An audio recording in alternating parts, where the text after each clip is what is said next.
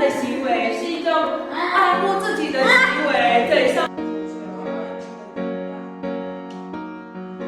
I came to China in 2011 and I just had a love for China and just wanted to come and see what opportunities were available. One of my first visits I went to an orphanage, and just really loved the kids there and was moved for them and for their needs and just really wanted to help. My main role here is to equip the teachers with special education methodologies and to just to equip and train the teachers and to help them establish a special education school.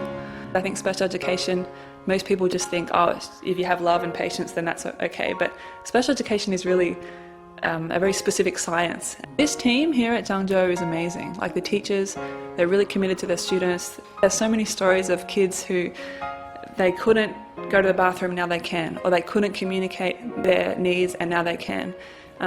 Just when the kids learn and when they have a breakthrough in something that they've struggled with for a long time, and then we see them like break through and they finally get it, they finally get mastery. Those things happen because it's all from love. Like what we do is all from love, and I see the teachers too, they're willing because they love these kids. These teachers love these kids. I feel like I gained so much from being here, because I feel like I have the privilege of working in this social welfare centre with a team of excellent teachers, and these teachers have so much creativity, they have so much heart.